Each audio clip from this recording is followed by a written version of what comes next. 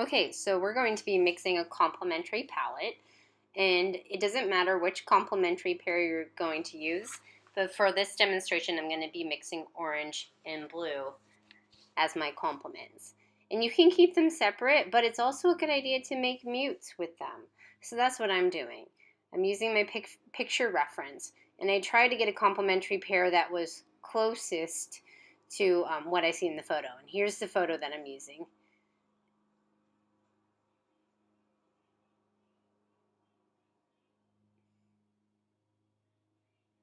And I'm starting out with a pile of orange. And you'll notice that I deliberately made sure it was a true orange, not yellow orange and not red orange there. So I'm starting to add some blue into that orange because the grass that I'm looking at has a lot of orange in it. There it is, you can see it. I'm not putting in the paint, but it's close. And so do the lions, so I'm working on that. And you know that if you mix orange and blue or orange and black together, you'll get kind of a brownie color. So that's the orange plus black right there. It'll also turn green if you add a lot of black to it because black has blue in it.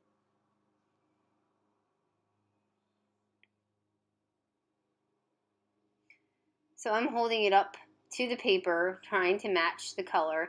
And I'm also looking at it in terms of value. I'm looking at it in terms of where's the darkest value here? How do I mix the darkest value? How do I mix a similar value for the middle tones or midtones?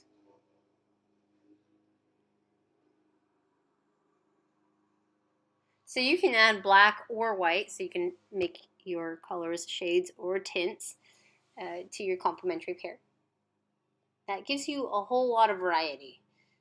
And I recommend you do a minimum of 10 values. It's amazing how many variations of color you can do just using 4 colors here. So there's the orange and the blue, and then there's the tint and the shades, so white and black. And you can see I'm holding my photo in there. I'm looking at it in terms of value, trying to figure out what's the lightest color, where's the darkest here. And I'm creating a whole range of lights. And I'm also creating a whole range of mutes too, and shades and tints.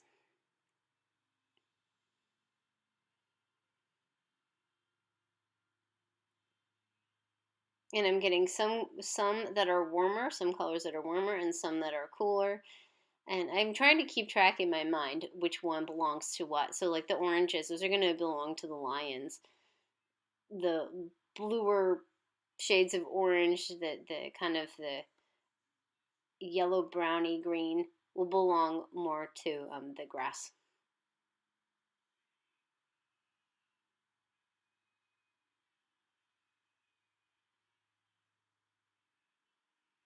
But it is pretty amazing how many values and different color combinations you can make just using a few colors.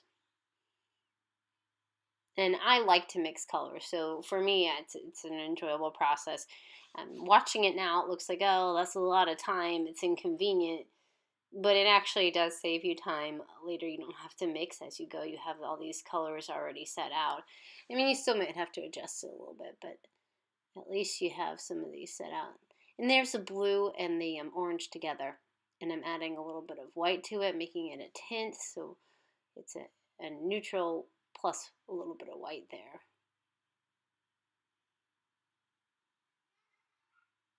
And there are no color on this palette matches another color. They're all different.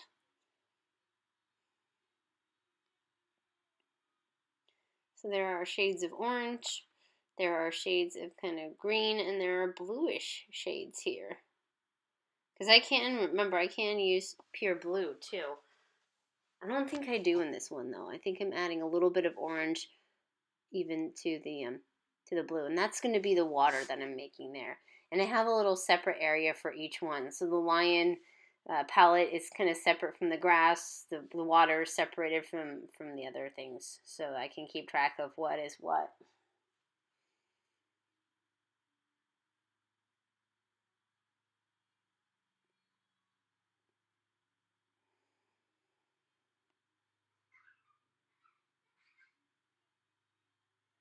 And I am using a flat palette, but I just did that for this video because it was easier to show you how I'm doing it, to show you the mixing process.